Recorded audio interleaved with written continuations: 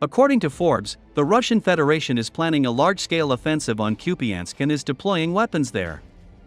However, the armed forces of Ukraine have been holding back the Russians for 6 months and are ready to respond to any scenario, states Ola Senegyubov, the head of the Kharkiv Regional Military Administration, but the media reported that Russia is allegedly bringing 500 tanks, up to 600 combat vehicles, hundreds of howitzers, and 40,000 troops to Kupyansk.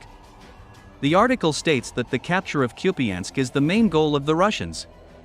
A slice of Kharkiv would be an election day gift to Putin from the Russian army in Ukraine, Forbes writes. At the same time, the article states that the number of Ukrainian troops on this part of the front is about 20,000, and hundreds of tanks, combat vehicles, and howitzers.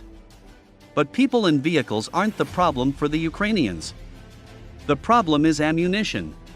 The United States was one of the biggest donors of 155mm shells for Ukraine's best big guns, and pro-Russia Republicans in the US Congress cut off aid to Ukraine last fall. Since then, Ukrainian forces' daily allotment of shells has fallen by 2/3 to just 2,000 rounds. Russian forces meanwhile fire as many as 10,000 shells a day, thanks to a steady supply of ammo from North Korea. Forbes writes, Russian army has been advancing in this direction since February 2022.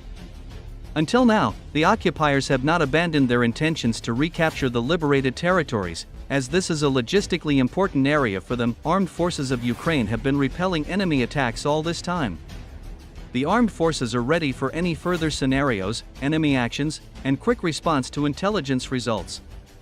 Perhaps most importantly, Ukrainian workshops are building explosives-laden first-person view drones, tens of thousands of them per month.